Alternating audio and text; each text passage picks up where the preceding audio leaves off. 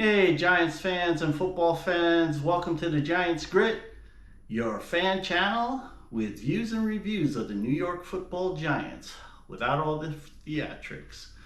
Well, the Giants lost today 30-7 to the Tampa Bay Buccaneers. Well, obviously they're eliminated. Big news of the week was Daniel Jones being benched and released. I thought the Giants might come back and, finally be distracted by real football, as in on the football field, but unfortunately they laid a huge egg. I think it was arguably their worst game, next to maybe the Minnesota game, the opening game of the season. Yeah, it was tough watching. It was really...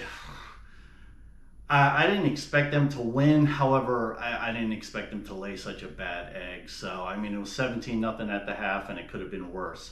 So, Tommy DeVito, who I had high hopes for to at least show that he could be a backup for next year, he was 3 for 5 for like 31 yards in the first half. Picked it up a little bit the second half. He was 21 of 31 for 189 yards, 0 touchdowns, 0 picks. But it didn't look good. However, I put a lot of it on the coaching. I mean, I don't know what Brian Daboll is doing. I don't know, maybe he got spoiled by Josh Allen in Buffalo, where, you had a freak at quarterback that could run the ball. I hate the fact that he calls for so many runs for a quarterback. And Tommy DeVito is a lot smaller than Josh Allen and Daniel Jones were. So, yeah, I just don't like the play calling. Not to mention, help Tommy out a little bit, maybe some quick passes. How about those quick slants? A couple of more screens, maybe some draw plays, and definitely should have ran the ball more. Even some quick out passes. I mean, Tampa Bay was killing us with those. Why not do a few of those? Let Tommy get a little confident right off the bat instead of like 7-step drop backs. So it was just ridiculous, the play calling. So anyway, but I mean, he's got to take fault for it too. DeVito, he held the ball too long, which was a characteristic that he does, and he did it last year. I kind of expected it in this game too, and sure enough, he did it. He picked it up a little bit more in the second half, but unfortunately, they had a big turnover on their first possession, and that kind of was all she wrote, because then Tampa Bay took the ball basically from the Giants. I think it was a 97-yard drive, and that made it basically 24-0. So, yeah, I mean, quarterbacking, yeah, unfortunately, same tune. The quarterbacking made them lose. But I'm also going to give on the play calling. The play calling, I haven't liked it all year, but I think it really reared its ugly head today. And the players, a lot of them seem to mail it in. So anyway, I'm sure they were distracted by all the drama that went on during the week with the benching and the release of Daniel Jones and the crazy press conference the day before. So, I mean, these players, they're paid millions to play their best, but they're human. I'm not excusing them. I understand it. So anyway, as far as the rest of how the units did, I'll get along with that. The running backs, Tyrone Tracy, I guess you could say he played the best of the offense. He had 9 carries, 42 yards. That's like 4.7 yards a carry. He had 4 catches for 28 yards. And he made a lot of runs out of nothing again, and I'm really pleased with him. Unfortunately, he had the turnover. They went to a wildcat on 1st and goal at like the 3-yard line or 2.5-yard line. A ridiculous call. It kind of reminds me against the Steelers when they did the 2-point crazy play. They're not even getting the basic plays, and they got on a little roll, and Coach Daboll decides to get cute. I blame him. Not only that, but the players' efforts. So everyone gets to share the blame for this horrible loss, but it's especially on the coaching. So as far as the other running backs, they only got 3 carries between them, Devin Singletary and Eric Gray, for not very much Devin Singletary, he had 2 runs for 3 yards, including their only touchdown run for 1 yard, and Gray had a -2 yard carry. They had 4 catches between them for 14 yards, nothing significant. Moving on to the tight ends, Theo Johnson had the longest play of the game, a nice 23-yarder that DeVito hit him in stride at the end of the second quarter. And it looked nice. Theo Johnson, I really wish that guy gets more targets. He did have 6 targets. Unfortunately, he did have a bad drop in the fourth quarter. Wouldn't have made a difference anyway. It was like 3rd and 14. And, if he would have caught it, his momentum would have took him out of bounds for like a 4-yard gain. So his blocking was minimal, really. It didn't do much. However, Bellinger and Chris Manhertz didn't block well. I think Tampa Bay's defense confused them, and the Todd Bowles defense on Tampa confused the Giants' offensive line a little bit, and I thought the tight ends were guilty on a lot of them. So Bellinger and Manhertz, 0 catches, 0 targets. However, their blocking, which is what they're there for, was not very good today. Moving on to the wide receivers. Malik Neighbors had 6 catches for 64 yards.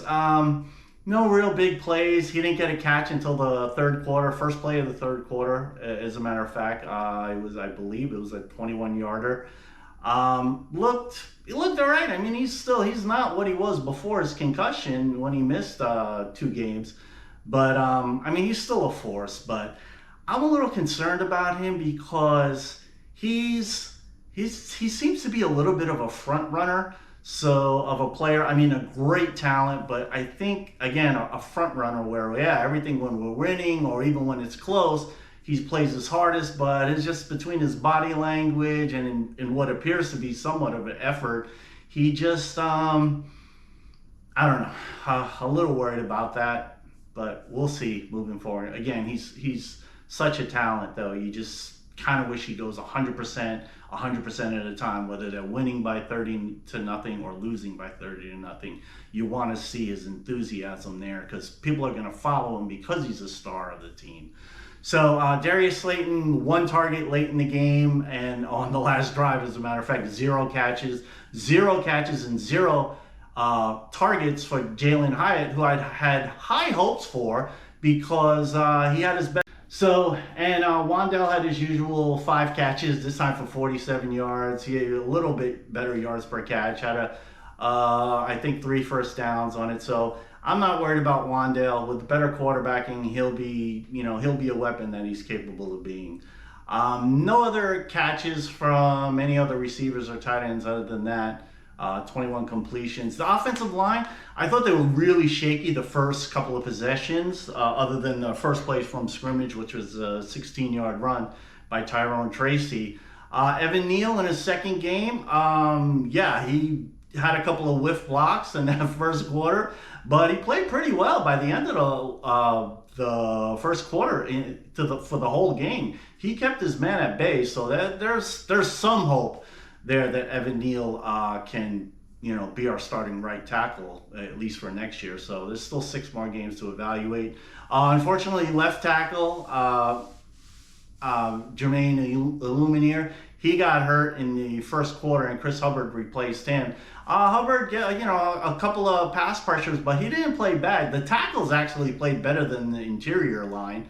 JMS got worked by Tampa Bay's DeVita. Via DeVita, I forget his name, but anyway, their talented nose tackle.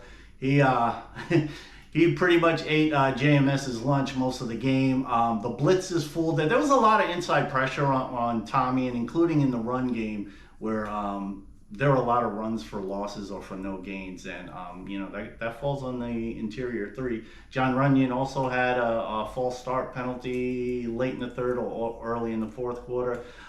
Greg Van Rotten had a couple of plays where his guy just knifed in, barely blocked or barely touched. So rough game for the interior 3, and serviceable game from the tackles other than the first quarter where things were tough. So, but unfortunately, I don't know if that sapped DeVito's confidence or not, but not a strong game.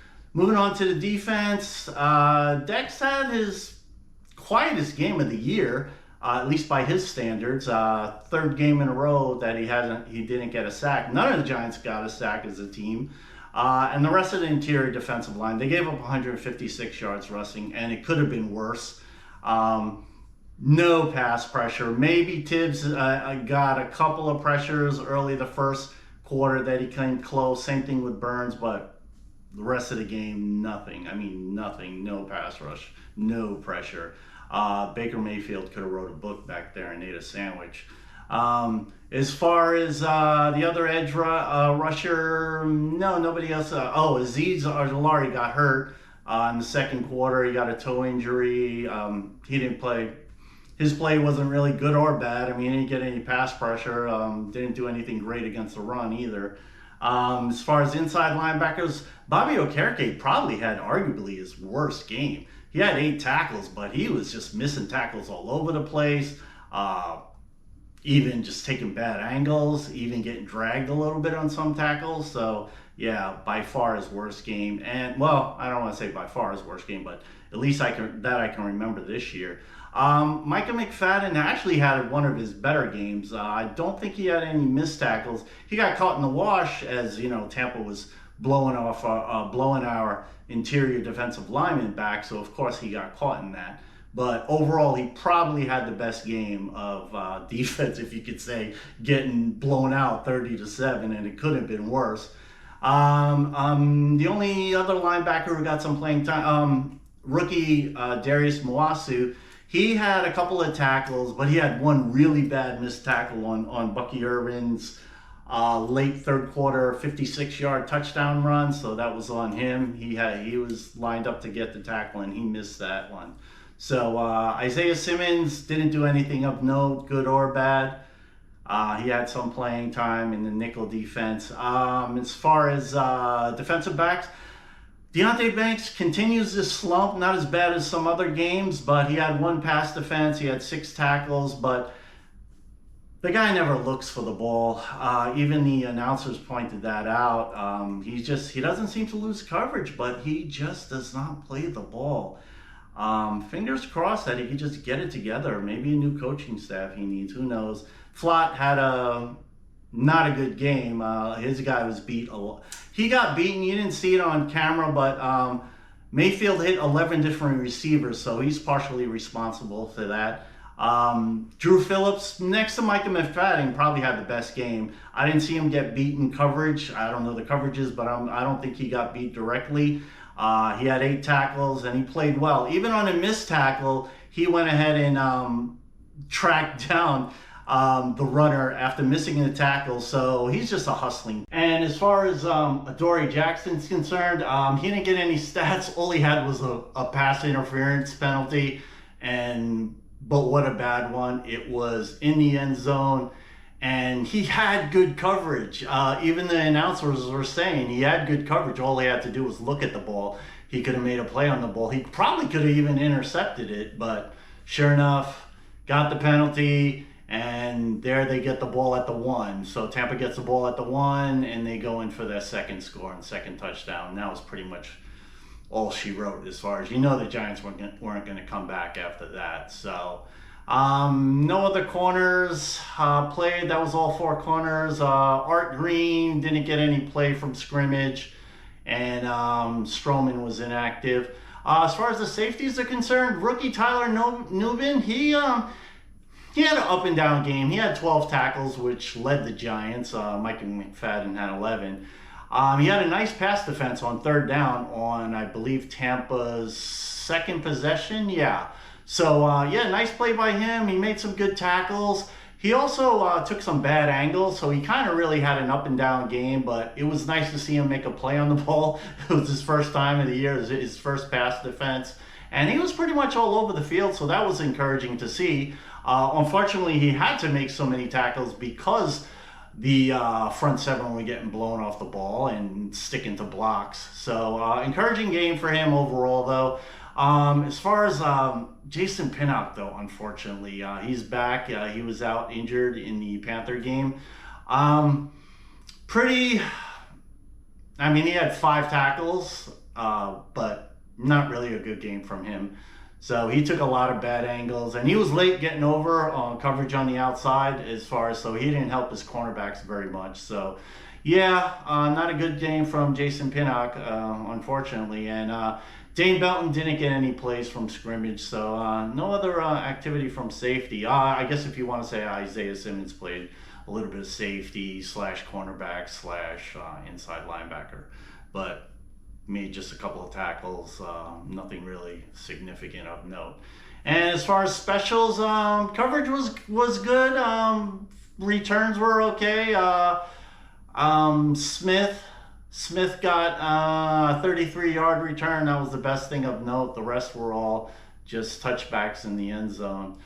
So they got Dallas next week on Thanksgiving. Oh man, I just hope they don't get too slaughtered. It's so embarrassing. We've played so poorly on prime time that I almost hope they go with Drew Lock. I don't know if DeVito can handle that kind of pressure.